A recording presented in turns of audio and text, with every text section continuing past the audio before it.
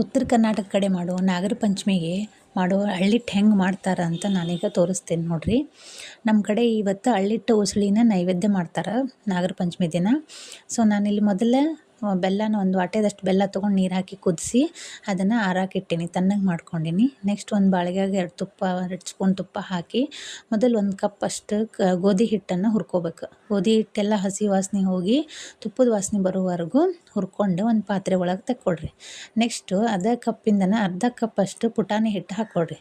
ಪುಟಾಣಿ ಹಿಟ್ಟನ್ನು ತುಪ್ಪದಲ್ಲಿ ಸ್ವಲ್ಪ ಹೊತ್ತು ಹುರ್ಕೊಳ್ರಿ. ಪುಟಾಣಿ ಹಿಟ್ಟು ಕಲರ್ ಚೇಂಜ್ ಆಕತ್ತೆ ನೋಡಿರಿ, ಅಲ್ಲಿವರೆಗೂ ಅದನ್ನು ಚೆಂದಾಗಿ ಹುರ್ಕೊಂಡು ಅದನ್ನು ಏನು ಗೋಧಿ ಹಿಟ್ಟು ತೊಗೊಂಡಿದ್ರಲ್ಲ ಅದೇ ಪಾತ್ರೆಗೆ ಹಾಕ್ಕೊಂಡು ಎರಡನ್ನೂ ಚೆಂದಾಗಿ ಮಿಕ್ಸ್ ಮಾಡ್ಕೊಳ್ರಿ. ಮಿಕ್ಸ್ ಮಾಡ್ಕೊಂಡ್ಮೇಲೆ ಸ್ವಲ್ಪ ಏಲಕ್ಕಿ ಪುಡಿ, ಒಂದು ಚಿಟಿಕೆ ಅಷ್ಟು ಉಪ್ಪು ಸೇರಿಸ್ರಿ. ನಂತರ ಅದಕ್ಕೆ ನಾನೇನು ಬೆಲ್ಲದ ಆನ ಮಾಡಿ ಇಟ್ಕೊಂಡಿದ್ನಲ್ಲ ಅದನ್ನು ಸ್ವಲ್ಪ ಹಾಕ್ಕೊಂಡು ಕಲಿಸ್ತಾ ಬರ್ರಿ. ಹೆಂಗಂದ್ರೆ ಉಂಡಿಗತ್ತೆ ಕಟ್ಟುವಂಗೆ ಆಗ್ಬೇಕು, ಅದು ಆ ಥರ ಕಲಸಿ ನೋಡಿದ್ರಲ್ಲ ಈ ಥರ ಕಲಸಿ ಇಟ್ಕೊಳ್ರಿ. ನೆಕ್ಸ್ಟ್ ಇದನ್ನು ಈ ರೀತಿ ಶೇಪಲ್ಲಿ ಮಾಡಿಕೊಂಡು ಮೇಲೆ ಸ್ವಲ್ಪ ಒಣ ಕೊಬ್ಬರಿ ಹಚ್ಕೋತ ಬಂದರೆ ನಮ್ಮ ನೈವೇದ್ಯಕ್ಕೆ ಬೇಕಾದಂಥ ಅಳ್ಳಿಟ್ಟು ರೆಡಿ ಆಯ್ತು. ಇಷ್ಟ ಐತ್ರಿ, ಸಿಂಪಲ್ ಆಗಿರ್ತೈತಿ. ಸೊ ಇದನ್ನು ಅಳ್ಳಿಟ್ಟನ್ನು ರೆಡಿ ಮಾಡಿಟ್ಕೊಂಡು ನೆಕ್ಸ್ಟ್ ನಾನು ಅಳ್ಳು ಹುರ್ಕೊತೀನಿ ರೀ. ಅಳ್ಳನ್ನು ಮನೆಯಲ್ಲೇ ಮಾಡ್ಕೊಂಡೀನಿ.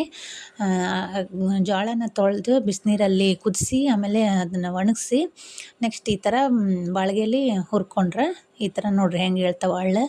ಈ ರೀತಿ ಅಳ್ಳು ರೆಡಿ ಆಯ್ತು. ನಮ್ಮ ನಾಗಪ್ಪಗೆ ನೈವೇದ್ಯನೂ ರೆಡಿ ಆಯ್ತು. ಇದೆಲ್ಲ ಆದಮೇಲೆ ನೈವೇದ್ಯ ಎಲ್ಲ ರೆಡಿ ಮಾಡಿಕೊಂಡು ನಾವು ನಾಗಪ್ಪನ ಪೂಜೆ ಮಾಡ್ತೀವಿ ರೀ.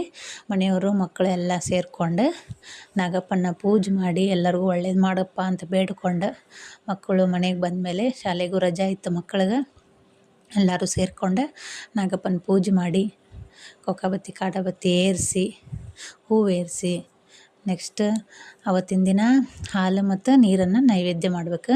ಅಪ್ಪನ ಪಾಲು ಅವ್ವನ ಪಾಲು ಎಲ್ಲರೂ ಪಾಲು ಅಂತ ಹೇಳ್ತಾ ನಾಗಪ್ಪಗೆ ಹಾಲಿನ ನೈವೇದ್ಯ, ನಂತರ ನೀರಿನ ನೈವೇದ್ಯ ಎಲ್ಲ ಮಾಡಿ ಬೇಡ್ಕೊಂಡು ಎಲ್ಲರಿಗೂ ಒಳ್ಳೇದು ಮಾಡಪ್ಪ ಅಂತ ಕೇಳಿಕೊಂಡು ಮಕ್ಕಳ ಕಡೆಯಿಂದ ಪೂಜೆ ಮಾಡಿಸಿ ಆಮೇಲೆ ನೈವೇದ್ಯ ಮಾಡಿಸಿ ಎಲ್ಲರೂ ಸೇರಿಕೊಂಡು ಹಬ್ಬ ಮಾಡಿ ನಂತರ ಊಟ ಮಾಡಿದ್ವಿ. ನೋಡಿದ್ರಲ್ಲ, ಹೀಗಿತ್ತು ನಮ್ಮದು ಪಂಚಮಿ. ನೀವು ಹೆಂಗೆ ಮಾಡಿದಿರಿ ಅಂತ ನಮಗೆ ತಿಳಿಸ್ರಿ. Thank you.